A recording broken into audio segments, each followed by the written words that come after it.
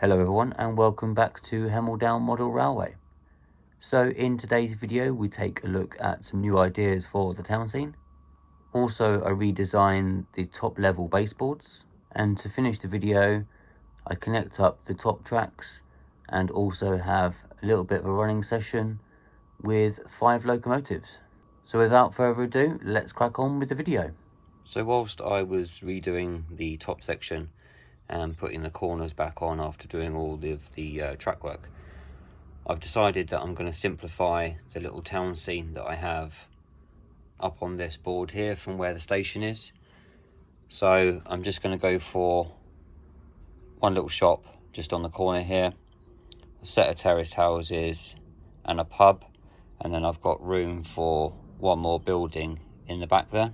I'm going to have a road that will go along here, and then eventually we'll go over a level crossing over the tracks and sort of disappear into the background there. And then I'm going to keep the road with a level crossing up in through this section here.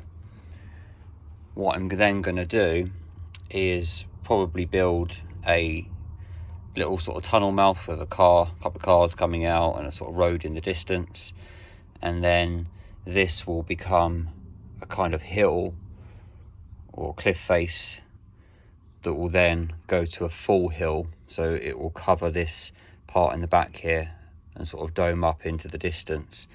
I think it kind of blends in better with these style back scenes of having some hills and stuff in, and then I'll reuse the factory that I had before and put that on a different area of the layout. Then with the back of the houses here, so I'll have a little bit of space to be able to put some sheds on the back of the houses here, so they should come to about here, and then I have a little space for a bit of garden, and then this will gently slope up to be a bit of a hillside as well, and then all sort of covered up in grass and stuff, be a little sort of walking area. I just thought I was overcomplicating a massive town on top of a small space and it just looked overcrowded, so I just wanted to kind of simplify what I did on this section here. So I've just had a little play with a bit of polystyrene just to kind of see where I can put things and how it would look. And I think from a distance, once that was all to be blended in, it would look quite nice. Some little street lights on there, and then just some hills and stuff in the background. I just think it would be a lot better having the trains also sort of coming off the viaduct here and then sort of disappearing behind a set of hills. So in this sort of gap there, the trains would sort of disappear and then they would re-come out on this back bit here. So I think I'm going to stick with that. I'm going to sort of play around with the polystyrene a little bit more and just kind of get it into the right shape that I want it, and just make sure that it looks fairly good.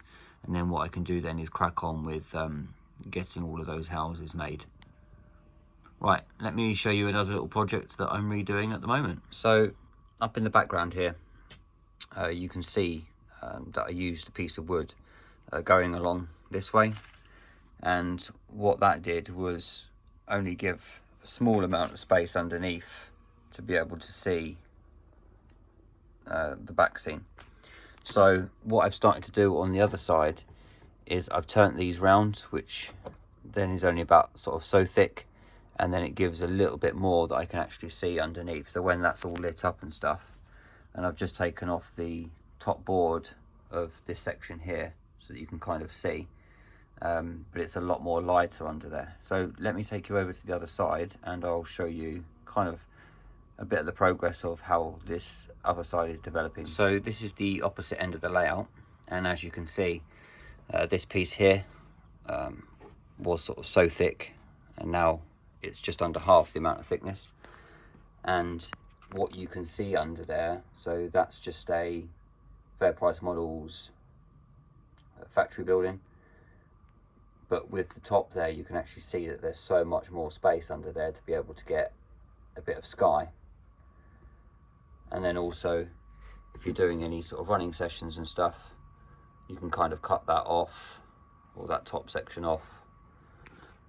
These pillars here, so what I've done is to wood glue 3 pieces together. I've filed them down. The joins are a little bit rough, but this is all going to be sort of clad and painted and blended in with some brick papers, so you're not going to see this.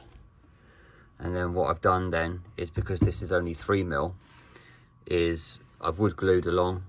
I've then screwed in all the way down. And then if I take you underneath, what I've started to do is to add in these little cross members here. So I'll have them go all the way up along underneath, just to give that some support. And so far I've worked my way along down to this section, and then I've got another board that will then go along in this section here.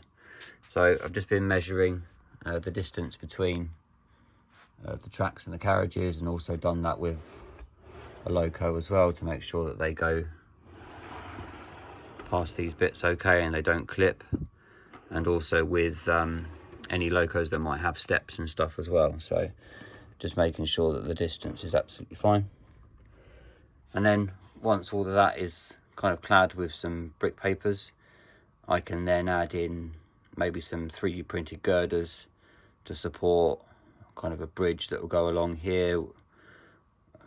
Have some iron bridges on there. I could even have just kind of a brick wall maybe in this section here, and then another iron bridge on there. So there's a little bit more possibility with some of that stuff. And then what I'm going to do is, I've got some LEDs, the sticky back type. I'll put a bit of additional glue on it anyway, but then these will go underneath onto the back section, and that'll give a load of lighting for any detail that's at the back there as well. So I'm going to crack on and finish that little piece there, and then what I'm hoping to do then is to get the track put down for one of the top sections. So I'm going to crack on with that now, and I'll bring you back in a few moments and show you where I'm up to. So here we are with the top section. A little bit of a progress update is I'm just adding in now the track. I've just fixed in this piece here.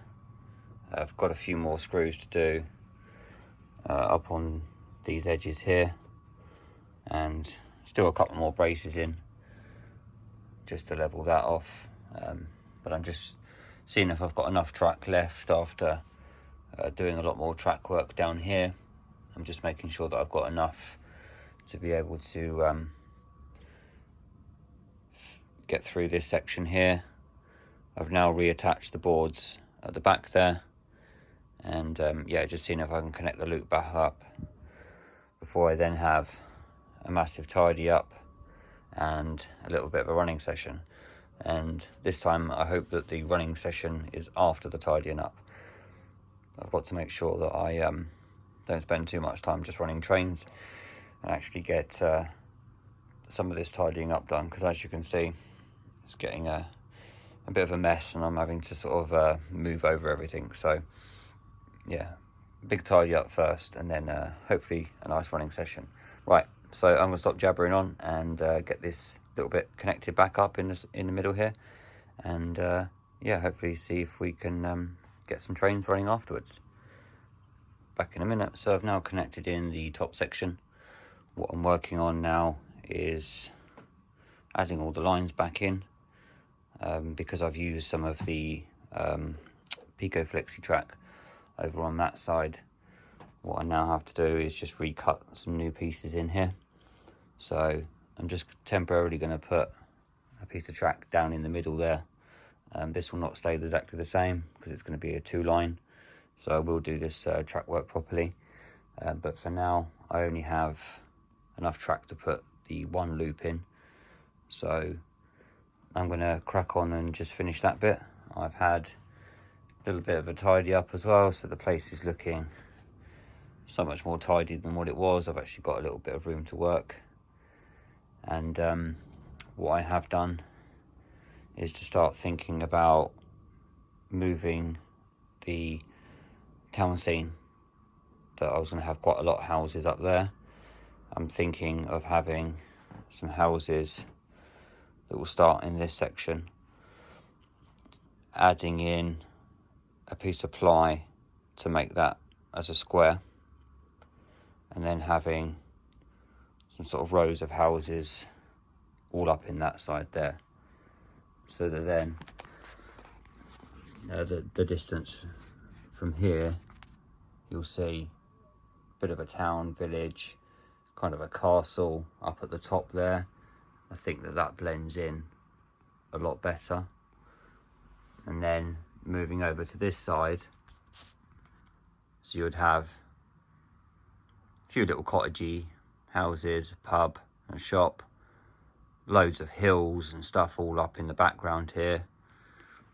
Then this is I think a better transition of having all of this section here, sort of countryside, little bit of population, and then up over into a town scene along the back there.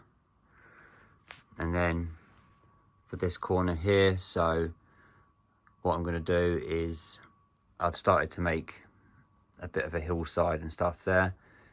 That's going to sort of lap onto the top of the board here, so this will actually join up onto there.